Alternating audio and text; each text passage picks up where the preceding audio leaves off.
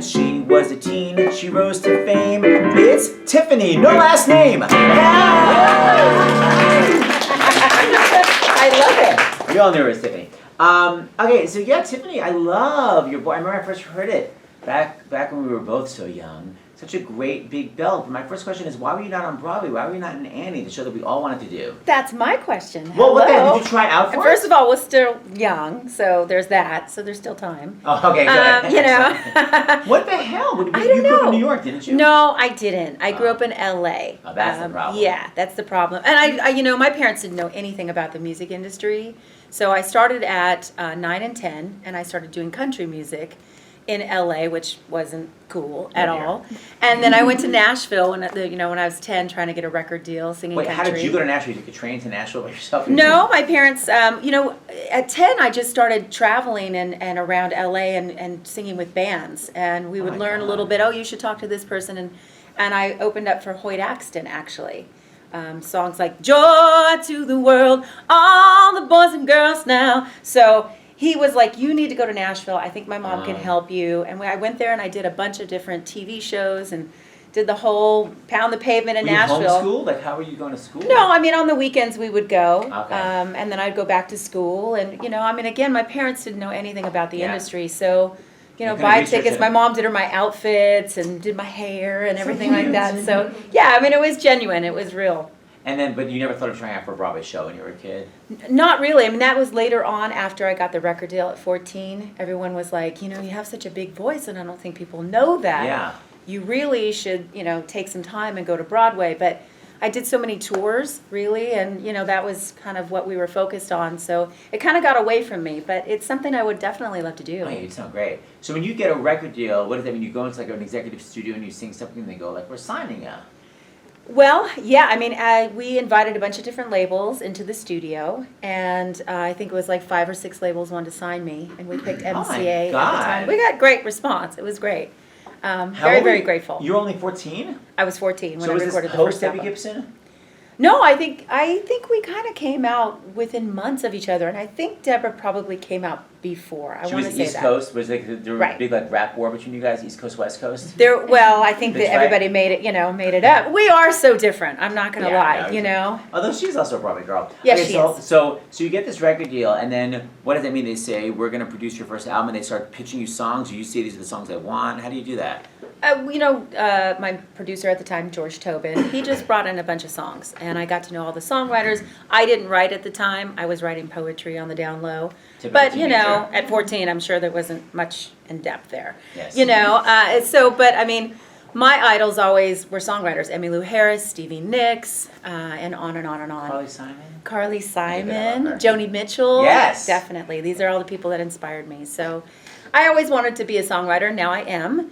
And you write for yourself, or you write for other people too? I write for TV and film myself, for other people. I'm in Nashville now. I live in Nashville. Oh, you're back to Nashville. I am back to Nashville full time. I've been there 8 years now. So when you're touring as a teenager, what the hell does that mean? Are your parents breathing down your neck the whole time, or were you able to go out and smoke all the time? No, they weren't breathing down my neck, but I had a full schedule. I had a band and a tour manager, and I was in an adult world. I mean, they made sure I didn't get into trouble, put it that way. You sang live in the concerts, no annoying lip syncing? Oh no, I'm terrible at lip syncing. I mean, I just did the parade where you had to lip sync, and I was like, I don't know if this is gonna go very well. And they put dancers in front of me. Thank goodness, because I was like, yes, yeah. What do you think about some of these quote unquote pop stars that perform live and lip sync? It drives me up the wall. Well, I think it depends. I mean, for me, I'm much more of a live artist, so I play off my band. Mm-hmm. But I've had dancers, first couple of tours, I had dancers. It's hard to sing and dance and do all of that night after night and be your best vocally. If you don't take pauses. Yeah, I mean, definitely, but some people, that's all they got. Thank you. That's what I wanted to hear. Which I'm okay with, actually. I mean, I buy tickets to people that their voice isn't really what I would listen to on the record, but they give a great show. I'm not interested. All right, so really 100% not interested. Okay, so you're like this teenage star and you're touring around. Now, how do you have any kind of a normal life? Did you go to the prom? Like, what'd you do? Well, I went to my graduation, but I didn't really go to the prom. My graduation was filled with people who, a lot of my friends had dropped out of school. I'm from Norwalk, California, so, Oh. some tough. of my friends were rebels. My best friend got pregnant, so she was kicked out of school at that time. You get kicked out of school if you're pregnant? She was kicked out of school. I guess that's really a good way to ensure a horrible life. Like, why would they do that? It's like you're I don't right- know, but they did. And, so I came back off the road and had graduation, and all these people who weren't my friends before were like, "Are you going to come to my party?" And I was like, "No, because I don't know you. It's not going to happen." So I actually just hung out with my friends. We went to Denny's. I know, the road life, how cool. And we went to a small little party after at my friend's house. That was That's it. so cute. And then did you want to go to college? What'd you do? I did want to go to college, but it just, again, didn't happen. Career, and then I had my son at 21. Oh my God. That was the biggest thing. I wanted to be a mom.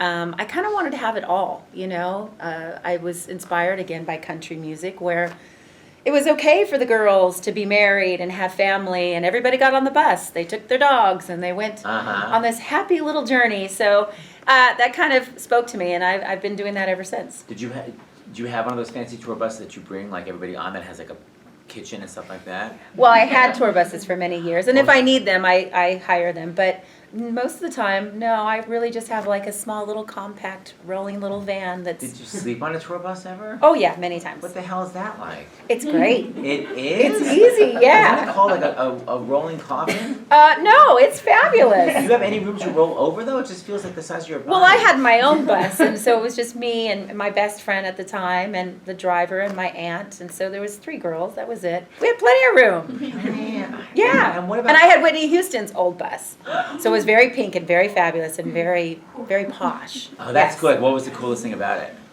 The lights, definitely. If you turned off all the main lights, it just had these runner lights that But were. they said Whitney. I was kidding. No, I they just didn't. spelled They out didn't say Whitney. And did you ever actually cook in the bus? And is it a big? You don't cook on the bus. I mean, I'm sure they have ones that you can, but I wasn't cooking on a bus, just eating, back then I was eating like, my milk duds and all my sure, a fabulous, kid. yeah. What was the crazy experience you ever had with, during a live performance in a concert? You ever fall off the stage or anything? I've had clothing thrown at me, which is a little weird. From men or women? From girls. Word. Which is, yeah. You better it's a little, experiment. And All I'm right. like, whoa, yeah. Okay. Anything else I need to know about? I mean, there's definitely, I've had band members fall off stage. Why? For sure. What the hell are they doing? Just rocking it and get too close and down they go. So, Why it's their karma for trying to upstage you. Why are they so close to the edge of the stage? Move the hell back. Okay, inappropriate. Any crazy fan experiences like after the show? Definitely. Yeah, I mean, I've had people, kind of semi-stalkers and people. We all need those. Make us feel wanted. People just do and say strange things. I mean, really, more than anything, I think We're Alone Now, the song, follows me, obviously, and I'm very grateful. But I get to hear about, that song, I had my child, and we were and I was like, I don't know all these stories. It's like way too There's a intimate. lot going on. Okay, when I first went to third base and cut. Okay, so what? Right now you're songwriting. Who's your favorite artist you've ever written a song for? My favorite art. Well, I haven't written for anybody major here in the United States, but some German artists. German music is so big in Germany. It is, and I'm looking forward. I go to England for a month next month, and then I'm just hoping to really network and set another trip and go back to Germany and all the different places that I can't do on this one. And do you still tour in Europe?